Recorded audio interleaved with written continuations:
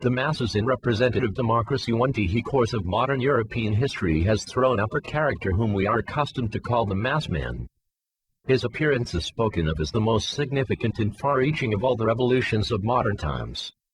He is credited with having transformed our way of living, our standards of conduct and our manners of political activity. He is, sometimes regretfully, acknowledged to have become the arbiter of taste, the dictator of policy, the uncrowned king of the modern world. He excites fear in some, admiration in others, wonder in all.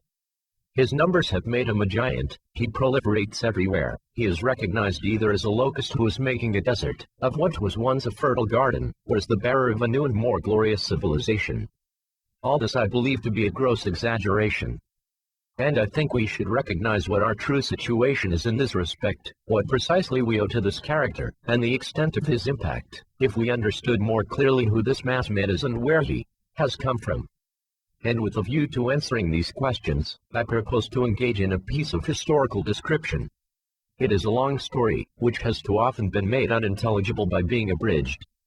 It does not begin, as some would have us understand, with the French Revolution, or with the industrial changes of the late 18th century. It begins in those perplexing centuries which, because of their illegibility, no historian can decide whether they should properly be regarded as a conclusion or a preface, namely the 14th and 15th centuries. And it begins, not with the emergence of the mass man, but with an emergence of a very different kind, namely, that of the human individual in his modern idiom. You must bear with me, while I set the scene for the entry of the character we are to study, because we shall mistake him, unless we prepare ourselves for his appearance. Too, there have been occasions, some of them in the distant past, when, usually as a consequence of the collapse of a closely integrated manner of living, human individuality has emerged, and has been enjoyed for a time. An emergence of this sort is always of supreme importance. It is the modification not only of all current activities, but also of all human relationships, from those of husband, wife, and children to those of ruler and subject. The 14th and 15th centuries in Western Europe were an occasion of this kind. What began to emerge, then, was conditions so preeminently favorable to a very high degree of human individuality, and human beings enjoying, to such a degree, and in such numbers, the experience of self-determination in conduct and belief, that it overshadows all earlier occasions of the sort. Nowhere else has the emergence of individuals, that is, persons accustomed to making choices for themselves, either modified human relationships so profoundly, or proved so durable an experience, or provoked so strong a reaction, or explained itself so elaborately in the idiom of philosophical theory. Like everything else in modern Europe, achievement in respect of human individuality was a modification of medieval conditions of life or thought. It was not generated in claims and assertions on behalf of individuality, but in sporadic divergencies from a condition of human circumstance in which the opportunity for choice was narrowly circumscribed. To know oneself as the member of a family, a group, a corporation, a church, a village community, as the suitor at a court, or as the occupier of a tenancy, had been, for the vast majority, the circumstantially possible sum of self-knowledge. Not only were ordinary activities, those concerned with getting a living, communal in character, but so also were decisions, rights, and responsibilities. Relationships and allegiances normally sprang from status and rarely extricated themselves from the analogy of kinship. For the most part, anonymity prevailed. Individual human character was rarely observed, because it was not there to be observed. What differentiated one man from another was insignificant when compared with what was enjoyed in common as members of a group of some sort. The situation reached something of a climax in the 12th century. It was modified slowly, sporadically, and intermittently over a period of about 7 centuries, from the 13th to the 20th century. The change began earlier, and went more rapidly in some parts of Europe than in others. It penetrated some activities more readily and more profoundly than others. It affected men, before it touched women, and during these 7 centuries there have been many local climaxes and corresponding recessions. But the enjoyment of the new opportunities of escape from communal ties gradually generated a new idiom of human character. It emerged first in Italy. Italy was the first home of the modern individual who sprang from the breakup of medieval communal life.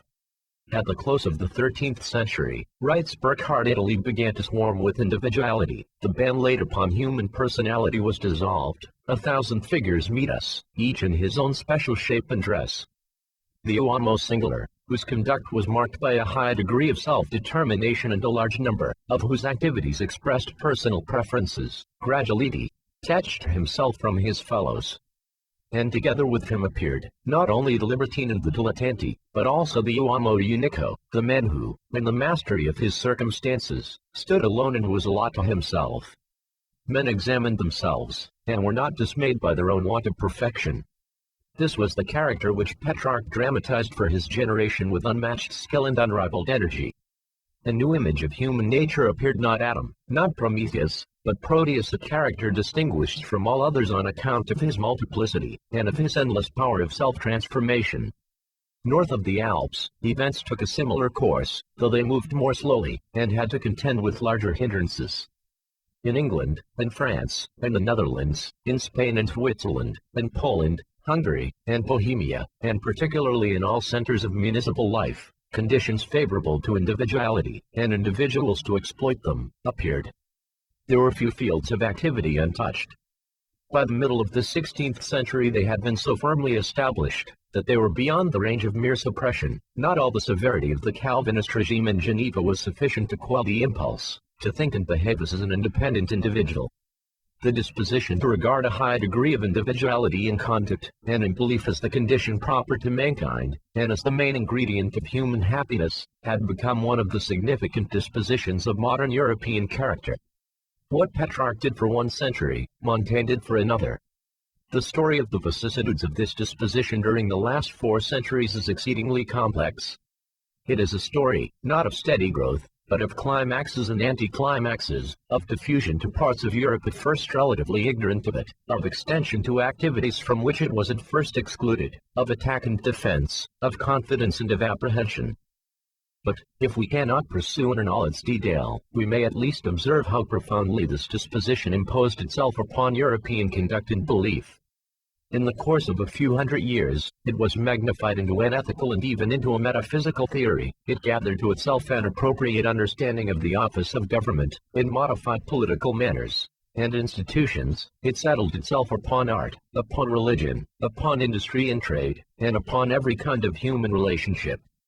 In the field of intellectual speculation, the clearest reflection of this profound experience of individuality is to be seen in ethical theory. Almost all modern writing about moral conduct begins with the hypothesis of an individual human being choosing and pursuing his own directions of activity.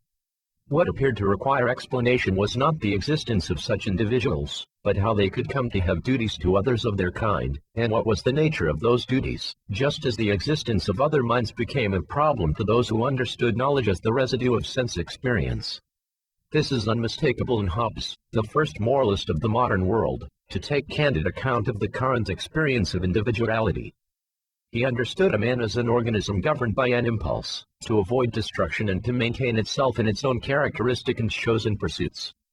Each individual has a natural right to independent existence. The only problem is how he is to pursue his own chosen course with the greatest measure of success, the problem of his relation to others of his kind.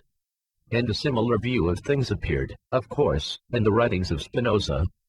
But even where an individualistic conclusion was rejected, this autonomous individual remained as the starting point of ethical reflection.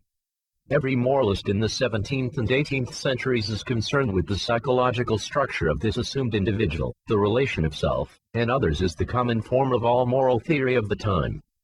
And nowhere is this seen more clearly to be the case than in the writings of Kant. Every human being, in virtue of not being subject to natural necessity, is recognized by Kant to be a person, an end in himself, absolute and autonomous. To seek his own happiness is the natural pursuit of such a person. Self-love is the motive of the choices which compose his conduct. But as a rational human being he will recognize in his conduct the universal conditions of autonomous personality, and the chief of these conditions is to use humanity, as well in himself as in others, as an end, and never as a means. Morality consists in the recognition of individual personality whenever it appears. Moreover, personality is so far sacrosanct, that no man has either a right or duty to promote the moral perfection of another. We may promote the happiness of others, but we cannot promote their good without destroying their freedom, which is the condition of moral goodness. In short, whatever we may think of the moral theories of modern Europe, they provide the clearest evidence of the overwhelming impact of this experience of individuality. but this pursuit of individuality, and of the conditions most favorable to its enjoyment, was reflected also in an understanding of the proper office of government, and in appropriate manners of governing and being governed, both modifications of an inheritance from the Middle Ages. We have time only to notice them in their most unqualified appearance, namely, in what we have come to call modern representative democracy. This manner of governing and being governed appeared first in England, and the Netherlands, and in Switzerland, and was later, in various idioms, extended to other parts of Western Europe and the United States of America. It is not to be understood either as an approximation to some ideal manner of government, or as a modification of a manner of government, with which it has no connection whatever, current for a short, while in certain parts of the ancient world. It is simply what emerged in Western Europe, where the impact of the aspirations of individuality upon medieval institutions of government was greatest. The first demand of those intent upon exploring the intimations of individuality was for an instrument of government capable of transforming the interests of individuality into rights and duties. To perform this task, government required three attributes. First, it must be single and supreme. Only by a concentration of all authority at one center could the emergent individual escape from the communal pressures of family and guild, of church and local community, which hindered his enjoyment of his own character. Secondly, it must be an instrument of government not bound by prescription, and therefore with authority, to abolish old rights and create new. It must be a sovereign government. And this, according to current ideas, means a government in which all who enjoyed rights were partners, a government in which the estates of the realm were direct or indirect participants. Thirdly, it must be powerful, able to preserve the order without which the aspirations of individuality could not be realized, but not so powerful as itself to constitute a new threat to individuality. In an earlier time, the recognized methods of transforming interests into rights had been judicial. The parliaments and councils of the Middle Ages had been preeminently judicial bodies. But from these courts of law emerged an instrument with more emphatic authority, to recognize new interests. By converting them into rights and duties, there emerged legislative bodies. Thus, a ruler, and a parliament representative of his subjects, came to share the business of making law. And the law they made was favorable to the interests of individuality. It provided the detail of what became a well-understood condition of human circumstance, commonly denoted by the word freedom. In this condition, every subject was secured of the right to pursue his chosen directions of activity as little hindered as might be by his fellows, or by the exactions of government itself, and as little distracted by communal pressures. Freedom of movement, of initiative, of speech, of belief and religious observance, of association and disassociation, of bequest and inheritance, security of person and property, the right to choose one's own occupation and dispose of one's labor and goods, and over all the rule of law, the right to be ruled by an own law, applicable to all subjects alike. And these rights, appropriate to individuality, were not the privileges of a single class, they were the property of every subject alike. Each signified the abrogation of some feudal privilege.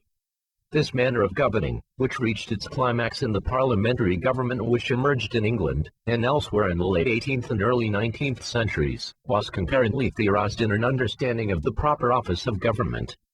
What had been a community came to be recognized as an association of individuals. This was the counterpart in political philosophy of the individualism that had established itself in ethical theory. And the office of government was understood to be the maintenance of arrangements favorable to the interests of individuality, arrangements, that is, which emancipated the subject from the chains, as Rousseau put it, of communal allegiances, and constituted a condition of human circumstance in which the intimations of individuality might be explored, and the experience of individuality enjoyed. Briefly, then, my picture is as follows. Human individuality is an historical emergence, as artificial and as natural as the landscape. In modern Europe, this emergence was gradual, and the specific character of the individual who emerged was determined by the manner of his generation. He became unmistakable when the habit appeared of engaging in activities identified as private. Indeed, the appearance of privacy in human conduct is the obverse of the desuetude of the communal arrangements from which modern individuality sprang. This experience of individuality provoked a disposition to explore its own intimations, to place the highest value upon it, and to seek security in its enjoyment. To enjoy it came to be recognized as the main ingredient of happiness. The experience was magnified into an ethical theory. It was reflected in manners of governing and being governed, in newly acquired rights and duties, and in whole pattern of living. The emergence of this disposition to be an individual is the preeminent event in modern European history. 3. There were many modest manners in which this disposition to be an individual might express itself. Every practical enterprise and every intellectual pursuit revealed itself as an assemblage of opportunities for making choices. Art, literature, philosophy, commerce, industry, and politics each came to partake of this character. Nevertheless, in a world being transformed by the aspirations and activities of those who were excited by these opportunities, there were some people, by circumstance or by temperament, less ready than others to respond to this invitation, and for many the invitation to make choices came before the ability to make them, and was consequently recognized as a burden. The old certainties of belief, of occupation, and of status were being dissolved, not only for those who had confidence in their own power to make a new place for themselves in an association of individuals, but also for those who had no such confidence. The counterpart of the agricultural and industrial entrepreneur of the 16th century was the displaced laborer. The counterpart of the libertine was the dispossessed believer. The familiar warmth of communal pressures was dissipated for all alike in emancipation which excited some, depressed others. The familiar anonymity of communal life was replaced by a personal identity which was burdensome to those who could not transform it into an individuality. What some recognized as happiness appeared to others as discomfort. The same condition of human circumstance was identified as progress and as decay. In short, the circumstances of modern Europe, even as early as the 16th century, bred, not a single character, but two obliquely opposed characters, not only that of the individual, but also that of the individual mank. And this individual mank was not a relic of a past age, he was a modern character, the product of the same dissolution of communal ties as had generated the modern European individual. We need not speculate upon what combination of debility, ignorance, timidity, poverty, or mischance operated in particular cases to provoke this character. It is enough to observe his appearance and his efforts to accommodate himself to his hostile environment. He sought a protector who would recognize his predicament, and he found what he sought, in some measure, in the government. From as early as the 16th century the governments of Europe were being modified, not only in response to the demands of individuality, but in response also to the needs of the individual mank. The godly prince of the Reformation and his lineal descendant, the enlightened despot of the 18th century, were political inventions for making choices for those indisposed to make choices for themselves. The Elizabethan statute of laborers was designed to take care of those who were left behind in the race. The aspirations of individuality had imposed themselves upon conduct and belief, and upon the constitutions and activities of governments, in the first place, as demands emanating from a powerful and confident disposition. There was little attempt to moralize these demands, which in the 16th century were clearly in conflict with current moral sentiment, still fixed in its loyalty to the morality of communal ties. Nevertheless, from the experience of individuality there sprang, in the course of time, a morality appropriate to it, the disposition not only to explore individuality, but to approve of the pursuit of individuality. This constituted a considerable moral revolution, but such was its force and vigor that it not only swept aside the relics of the morality appropriate to the defunct communal order, but left little room for any alternative to itself. And the weight of this moral victory bore heavily upon the individual mank. Already outmaneuvered in the field and conduct, he now suffered a defeat at home, in his own character. What had been no more than a doubt about his ability to hold his own in a struggle for existence, became radical self-distrust. What had been merely a hostile prospect, disclosed itself as an abyss. What had been the discomfort of ill success was turned into the misery of guilt. In some, no doubt, this situation provoked resignation, but in others it bred envy, jealousy, and resentment. And in these emotions a new disposition was generated, the impulse to escape from the predicament, by imposing it upon all mankind.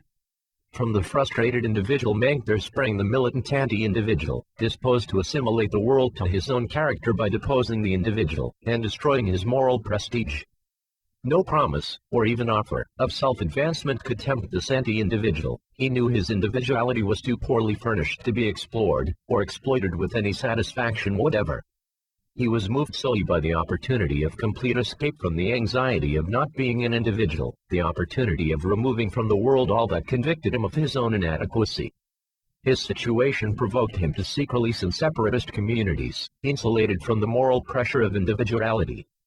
But the opportunity he sought appeared fully when he recognized that, so far from being alone, he belonged to the most numerous class in modern European society, the class of those who had no choices of their own to make.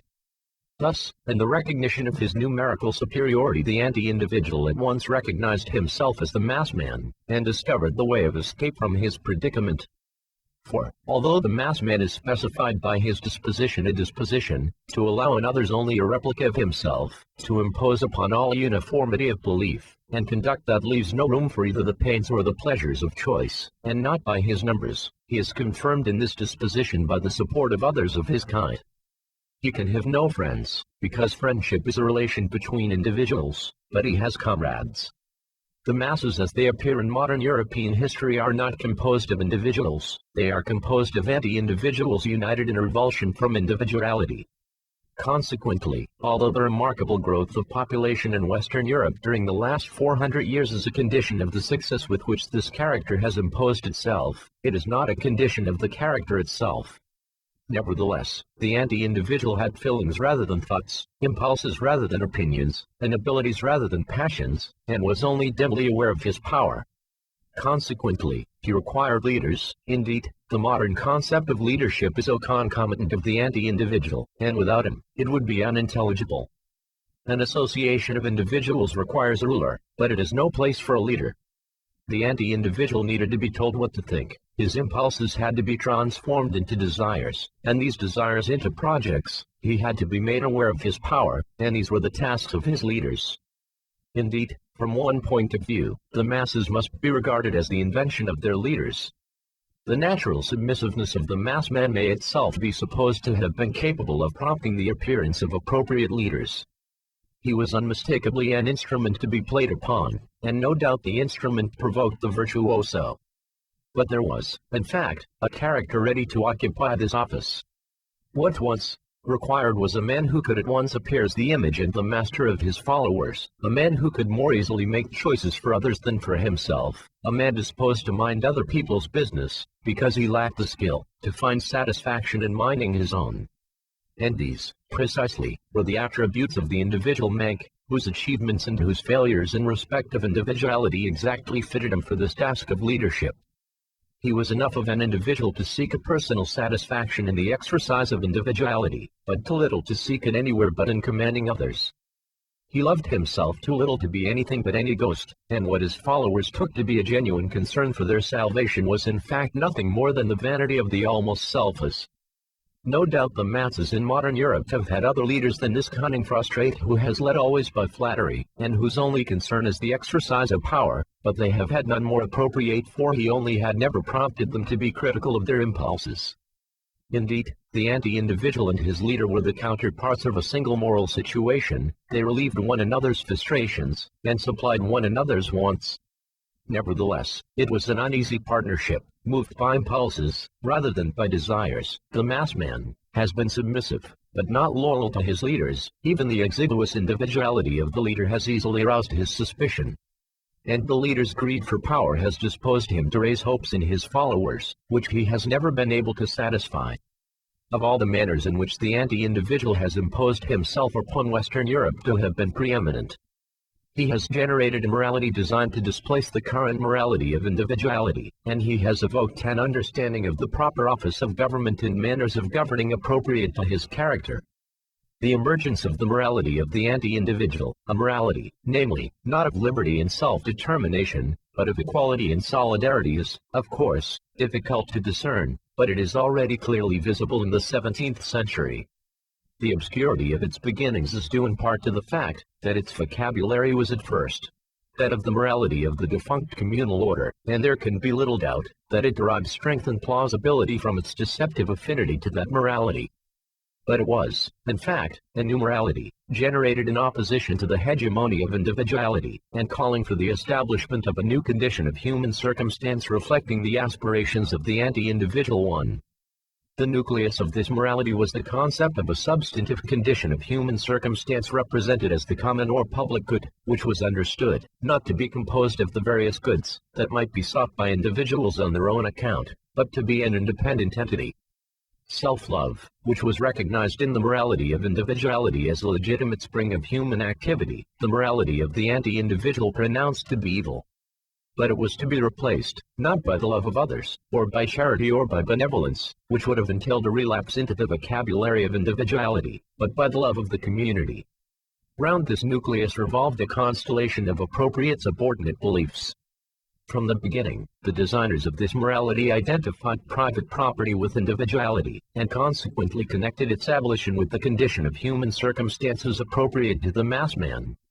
And further, it was appropriate that the morality of the anti-individual should be radically equalitarian. How should the mass man, whose sole distinction was his resemblance to his fellows, and whose salvation lay in the recognition of others as merely replicas of himself, approve of any divergence from an exact uniformity?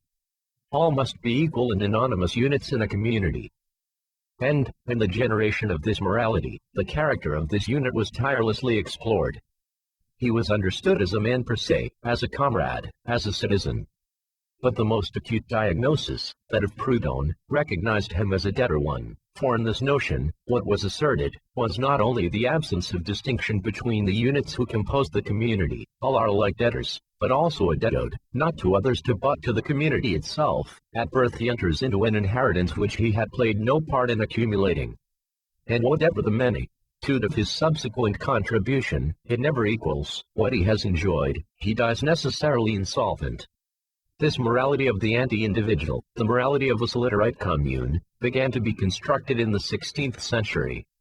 Its designers were mostly visionaries, dimly aware of their purposes, and lacking a large audience.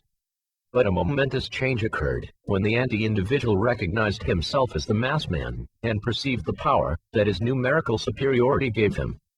The recognition that the morality of the anti-individual was, in the first place, the morality not of a sect of aspirants, but of a large ready-made class in society, the class, not of the poor, but of those who by circumstance, or by occupation, had been denied the experience of individuality, and that in the interests of this class it must be imposed upon all mankind, appears unmistakably first in the writings of Marx and Engels. Before the end of the 19th century, then, a morality of anti-individualism had been generated in response to the aspirations of the mass man. It was, in many respects, a rickety construction. It never achieved a design comparable to that which Hobbes or Kant or Hegel gave the morality of individuality, and it has never been able to resist relapse into the inappropriate concepts of individuality. Nevertheless, it throws back a tolerably clear reflection of the mass man, who by this means became more thoroughly acquainted with himself.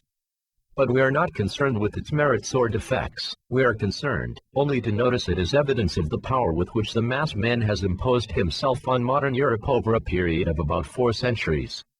Anti-individuality, long before the 19th century, had established itself as one of the major dispositions of the modern European moral character. And this disposition was evident enough for it to be recognized unequivocally by Sorel, and to be identified by writers such as Nietzsche, Kierkegaard and Burckhardt as the image of the new barbarism. From the beginning, in the 16th century, those who exerted themselves on behalf of the anti-individual perceived that his counterpart, a community reflecting his aspirations, entailed a government active in a certain manner. To govern was understood to be the exercise of power, in order to impose and maintain the substantive condition of human circumstance identified as the public good. To be governed was, for the anti-individual, to have made for him the choices he was unable to make for himself. Thus, government was cast for the role of architect and custodian, not of public order and an association of individuals pursuing their own activities, but of the public good of a community. The ruler was recognized to be, not the referee of the collisions of individuals, but the moral leader and managing director of the community. And this understanding of government has been tirelessly explored over a period of 4.5 centuries, from Thomas More's Utopia to the Fabian Society, from Campanella to Lenin. But the leaders who served the mass man were not merely theorists concerned to make his character intelligible in a moral doctrine, and in an understanding of the office of government. They were also practical men who revealed to him his power and the manner in which the institutions of modern democratic government might be appropriated to his aspirations.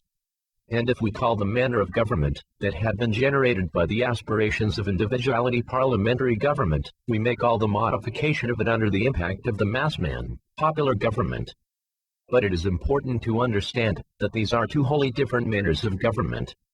The emergent individual in the 16th century had certain rights, and by the beginning of the 19th century the rights appropriate to his character had, in England and elsewhere, been largely established.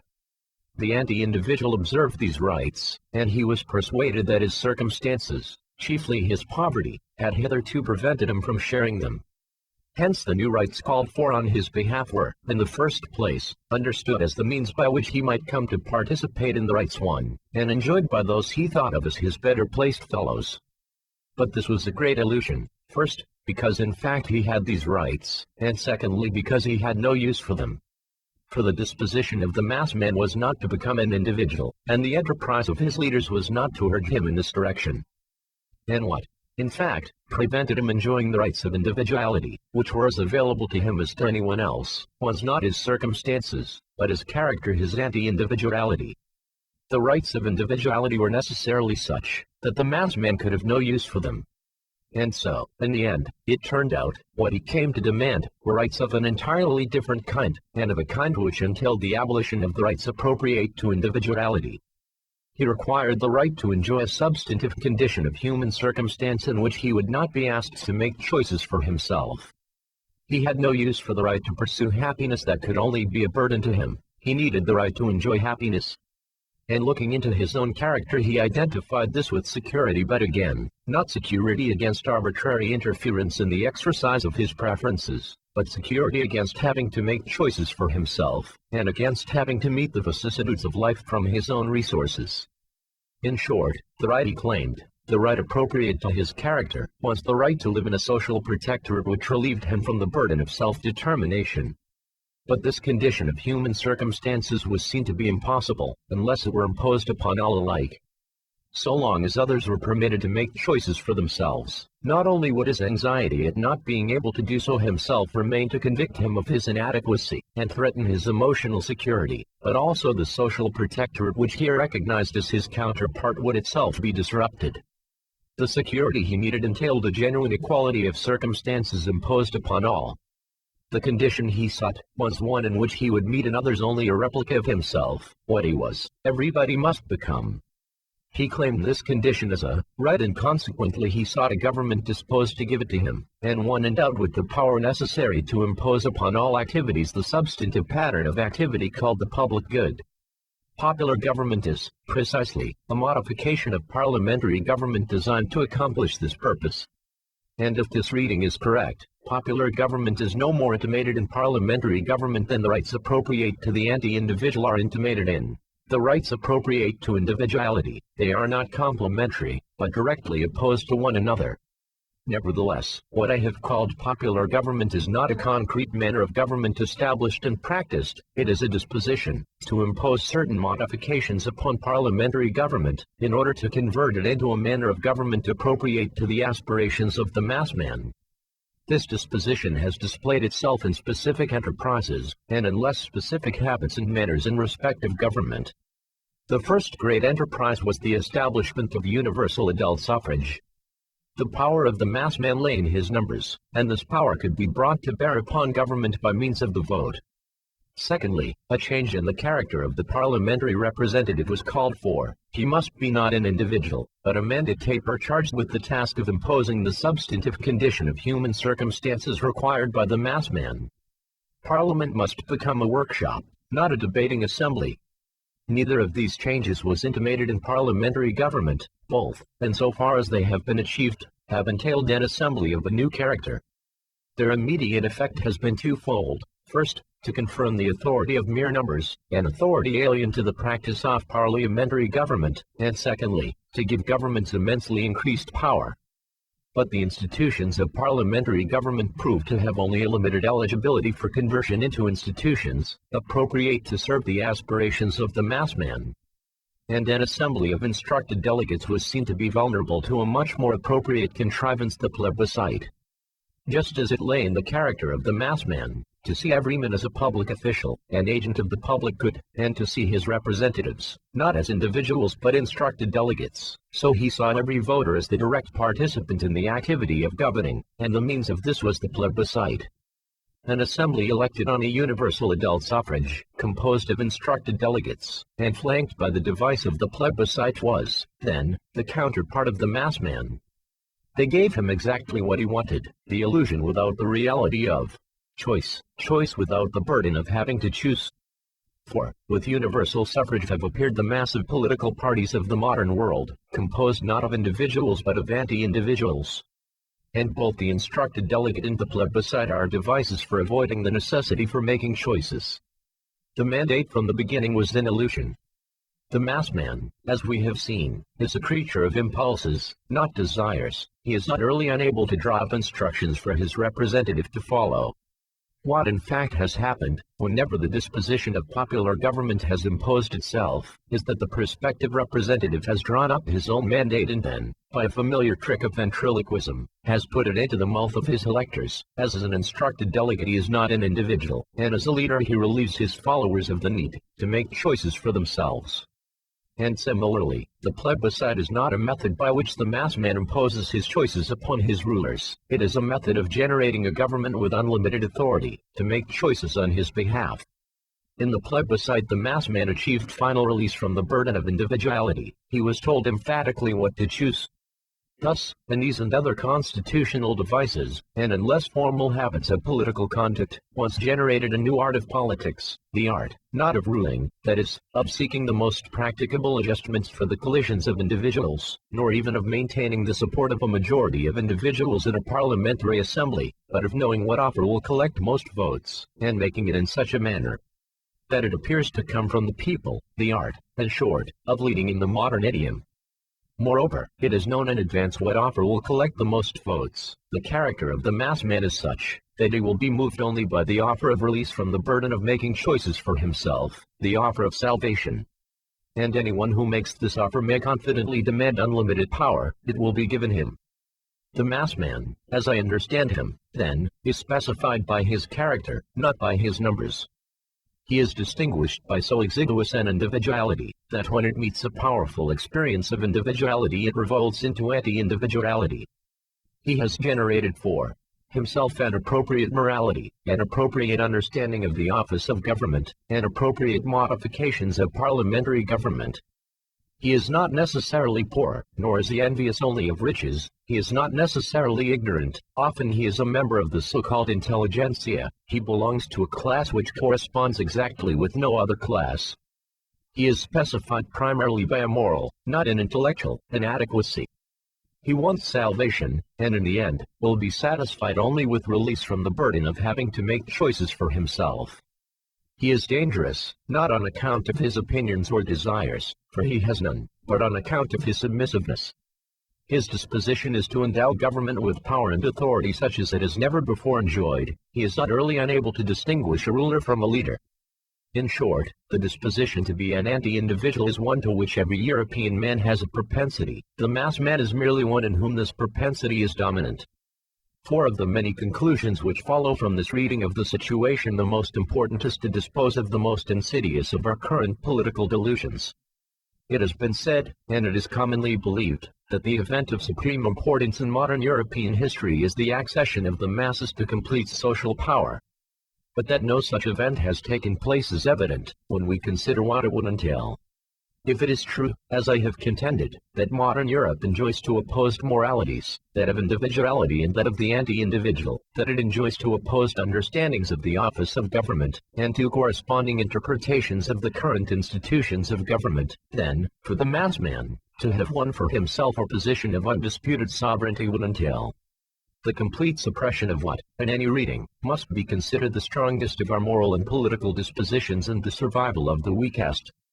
A world in which the mass man exercised complete social power would be a world in which the activity of governing was understood solely as the imposition of a single substantive condition of human circumstance, a world in which popular government had altogether displaced parliamentary government, a world in which the civil rights of individuality had been abrogated by the social rights of anti-individuality, and there is no evidence that we live in such a world. Certainly the mass man has emerged, and has signified his emergence in an appropriate morality and an appropriate understanding of the office of government. He has sought to transform the world into a replica of himself, and he has not been entirely unsuccessful. He has sought to enjoy what he could not create for himself, and nothing he has appropriated remains unchanged. Nevertheless, he remains an unmistakably derivative character, an emanation of the pursuit of individuality, helpless, parasitic, and able to survive only in opposition to individuality. Only in the most favorable circumstances, and then only by segregating him from all alien influences, have his leaders been able to suppress in him an unquenched propensity to desert at the call of individuality.